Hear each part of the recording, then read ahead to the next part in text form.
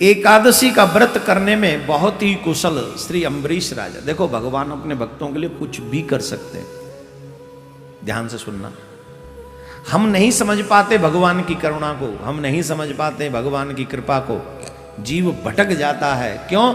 विश्वास नहीं है ना, छोटी छोटी चीजों में ही डगमगा जाता है। लेकिन छोटी छोटी चीजों में डगमगाओ मत, धैर्य रखो। आपको एक बात सुनाते हैं। अम्बरीश राजा एकादशी का व्रत करते बड़े मन से, और वही अम्बरीश राजा एक बार एकादशी का व्रत कर रहे थे। उसी समय जब एकादशी के पारायण का समय आया तो दुर्वासा ऋषि उनके यहां पर आ गए कि हम तुम्हारा आतिथ्य स्वीकार करेंगे, हम तुम्हारे यहां भोजन करेंगे। बोल ठीक। तो राजा के यहां भोजन की तैयारी होने लगी और ये चले गए स्नान करने के लिए। अब इनको स्नान करने में हो गया विलंब, पारायण की अवधि होने लगी समाप्त। तो अगर पर त्रयोदशी लग गई तो गड़बड़ हो जाएगा, पारायण करना ही है तो क्या करें। ब्राह्मणों से पूछा महाराज क्या करें। उन्होंने कहा एक काम करो, वैसे धर्म तो ये नहीं कहता कि अतिथि को छोड़ के तुम पहले भोजन ग्रहण करो, लेकिन समय निकल जाएगा तो पारायण नहीं होगा, इसलिए बढ़िया है भगवान को भोग लगा के चरणामृत तुलसी दल ले लो, बस पारायण भी हो जाएगा और संत अतिथि सेवा भी हो जाएगी। अब इन्होंने ब्राह्मणों की बात मानकर तुलसी दल लिया। इनका तुलसी दल लेना हुआ, दुर्वासा जी का आना हुआ। और दुर्वासा जी का तो आप जानते ही हैं, बड़े विख्यात हैं काय में साप देने। जितने भी हमारे पुराण में सांप लगे हैं ना, 80% सरकार के अंदर चले। कम से कम 80% सांप दिए दुर्वासा ऋषि ने, इतने सांप देते हैं। ठीक है, तो उन्होंने देखा अच्छा तुमने हमारा अपमान कर दिया, हमें अपना अतिथि बनाकर भी तुमने हमसे पहले पारायण किया। उनको क्रोध आ गया और उन्होंने महाराज जटा उखाड़ी और उसमें से कृत्या नाम की राक्षसी को प्रकट किया। कृत्या नाम की राक्षसी प्रकट हो गई। कहा जाके मार दो इस राजा को, समाप्त करो इसे जिसने हमारा अपमान किया। अब कृत्या दौड़ी राजा को मारने के लिए। राजा सर झुका के खड़े हो गए। उसी समय भगवान का सुदर्शन प्रकट हुआ, सुदर्शन चक्र। ध्यान से सुनना, जो भगवान की चरण शरण ग्रहण करते हैं, हमने आपसे क्या कहा, उनके जीवन की सुरक्षा करने की सारी जिम्मेदारी भगवान की है। वो भगवान की जिम्मेदारी है उनकी सारी। लेकिन लोगों की समझ में नहीं आता, ये माया समझने देती नहीं, और बार बार जीव फंसता है इसी माया के चक्कर में। दुर्वासा ऋषि खड़े हो गए, सुदर्शन प्रकट हो गए। सुदर्शन ने कहा ठीक है। दुर्वासा ऋषि की बनाई हुई कृत्या को एक क्षण में दुर्वासा ऋषि की कृत्या समाप्त कर दी सुदर्शन चक्र में। बोलो राधे राधे। एक क्षण में। अब सुदर्शन चक्र दुर्वासा ऋषि के पीछे पीछे, दुर्वासा ऋषि के पीछे पीछे दौड़े। दुर्वासा ऋषि आगे आगे सोचे अब मेरे प्राण कैसे बचेंगे। तो सबसे पहले वो ब्रह्मलोक गए। ब्रह्मा जी से कहा मेरी रक्षा करो, मेरी रक्षा करो। ब्रह्मा जी बोले देखो जितना जल्दी हो सके यहां से चले जाओ, हम तुम्हारी रक्षा नहीं कर सकते, बिल्कुल भी नहीं कर सकते, तुम कहीं और जाओ। तो ब्रह्मलोक छोड़कर शिवलोक पहुंचे। शिव जी के पास पहुंचकर कहे हमारी रक्षा करो, हमारी रक्षा करो, हमारी रक्षा करो, हमारी रक्षा करो। तो जब कैलाश पर्वत पे दुर्वासा ऋषि पहुंचे, तो कैलाश पर्वत पे जब पहुंचे तो बाबा भोलेनाथ ने कहा कि किससे रक्षा करें तुम्हारी। बोले हमारी रक्षा करो इससे, सुदर्शन चक्र से। बोले भगवान के चक्र से। बोले हाँ। बोले हम आपकी इस रक्षा नहीं कर सकते, सुदर्शन चक्र से आप जाओ। नारद जी ने कहा भाई देखो जिसका चक्र है उसी के पास जाओ। जिसका चक्र है उसी के पास जाओ। तो नारायण भगवान के पास क्षीर सागर में पहुंचे। नारायण भगवान खड़े हो गए शेषैया से, दुर्वासा ऋषि का स्वागत किया। आओ आओ महाराज पधारो। बोले महाराज ठीक है, पर हमारी रक्षा करो। कैसे? बोले सुदर्शन चक्र से। बोले हम आपकी रक्षा नहीं कर सकते। महाराज आप हमारी रक्षा नहीं कर सकते? बोले नहीं, हम आपकी रक्षा नहीं कर सकते। क्यों? बोले महाराज आपको एक बात पता है, अहम भक्त पराधीन, मैं स्वतंत्र नहीं हूं, मैं अपने भक्तों के अधीन हूं। लोग चाहे मुझे स्वतंत्र समझें, मैं अपने भक्तों के अधीन हूं, मैं स्वतंत्र नहीं हूं। मैं वही करता हूं जो मेरे भक्त चाहते। जो मेरे भक्त का अपराध करता है मैं उसे क्षमा नहीं कर सकता। ध्यान दें, यहां पर एक बात सोचने वाली है। सामने कौन है? दुर्वासा ऋषि। कौन है? दुर्वासा ऋषि।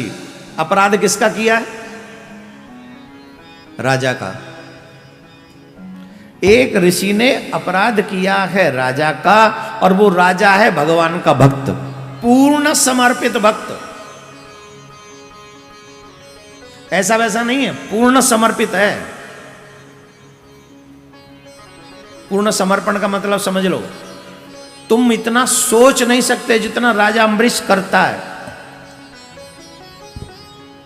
तुम्हें सोचने की क्षमता नहीं है। आजकल के लोग तो स्नान करा दें, भगवान को पोशाक धारण करा दें, आरती कर दें, उनसे पूछो क्या? बोले हम भगवान की बहुत सेवा करते। इतने में कह देगा बहुत सेवा करते हैं। अगर अम्बरीश राजा की सेवा की 5-10% भी मैं आपसे कह दूं, लोग पूजा करना बंद कर दें, नहीं करेंगे बिल्कुल। कोई नहीं कर पाएगा।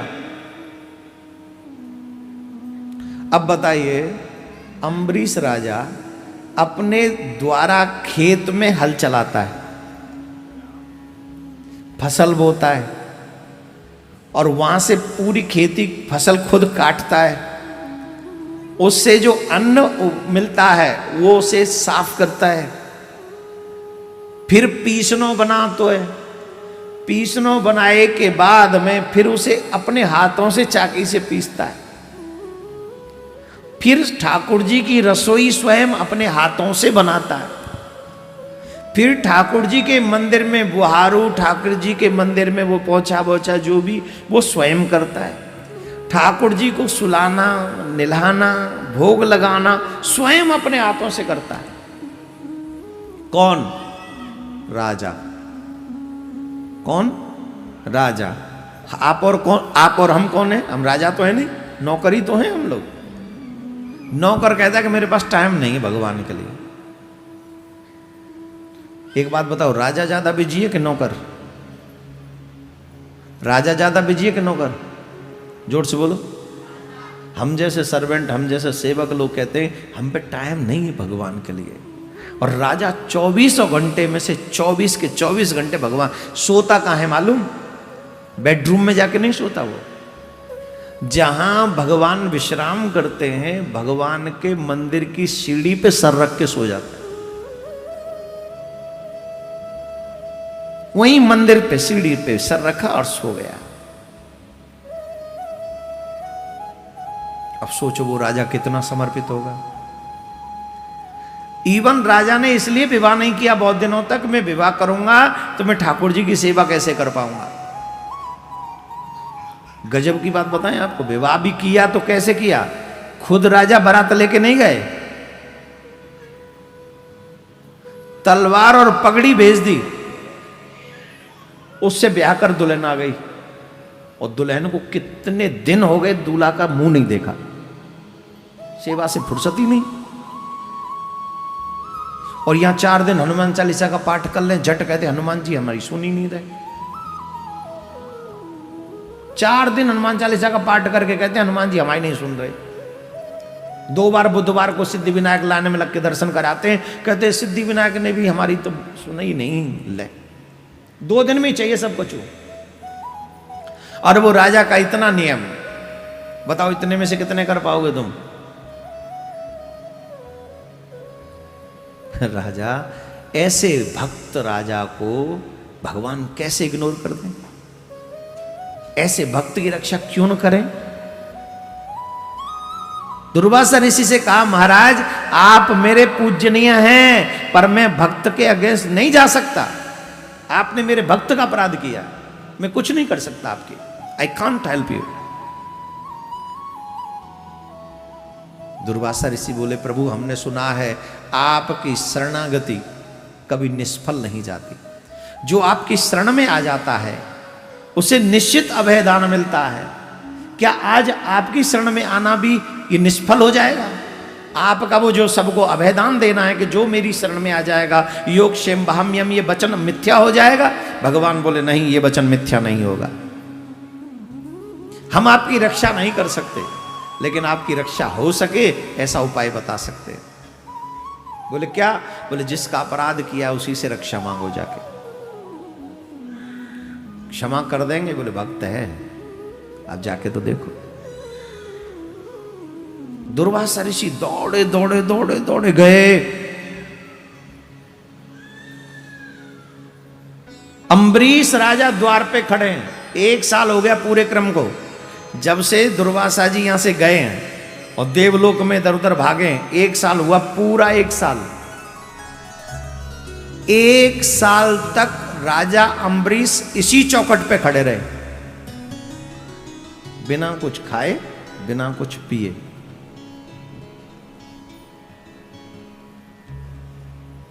एक साल तक खड़े रहे और दुर्वासा ऋषि दौड़कर चरणों में गिरने लगे, राजा बचा, राजा बचा।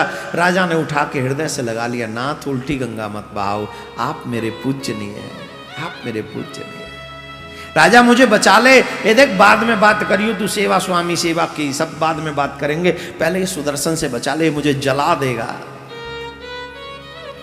दुर्वासा ऋषि के वाक्य सुनकर अम्बरीश राजा कहते हैं, हे सुदर्शन, अगर मैंने एक क्षण भी सच्चे मन से नारायण की सेवा की हो, एक क्षण भी सच्चे मन से अगर मैंने नारायण की सेवा की हो, तो आप शांत हो जाओ, आप शांत हो जाओ, दुर्वासा ऋषि को अभयदान दे दो। राजा का यह कहना था कि उसी समय सुदर्शन शांत हो गए। एक क्षण नहीं हुआ, एक क्षण में शांत। जो सुदर्शन शांत नहीं हुए ब्रह्मलोक में, जो सुदर्शन शांत नहीं हुए शिवलोक में, जो सुदर्शन शांत नहीं हुए क्षीर सागर में, वो सुदर्शन शांत हो गए भक्त के सानिध्य में आकर।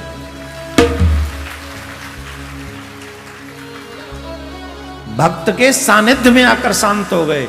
इसीलिए जन्म जन्म के तापों का, जन्म जन्म के पापों का निवारण अगर कहीं होगा तो या तो भक्तों के पास या संतों के पास या सत्संग में ही होगा, और कहीं नहीं। कौन कौन चाहता है जन्म बर्बाद हो जाए? जो जो चाहते हैं जन्म बर्बाद हो जाए, संतों से सत्संग से दूर हो जाओ, भक्तों से दूर हो जाओ। और जो जो चाहते हैं कि जन्म बर्बाद ना हो, इसी जन्म में हमारा कल्याण हो जाए, तो जीवन पर्यंत दुनिया छूट जाए पर सत्संग मत छोड़ने देना। संतों का सानिध्य मिलता रहे, भक्तों की कृपा मिलती रहे, गुरुजनों का आशीर्वाद मिलता रहे, जब भी अवसर मिले सत्संग मिलता रहे, फिर देखो मेरे प्यारे कैसा कल्याण होता है। राधे राधे बोलना पड़े।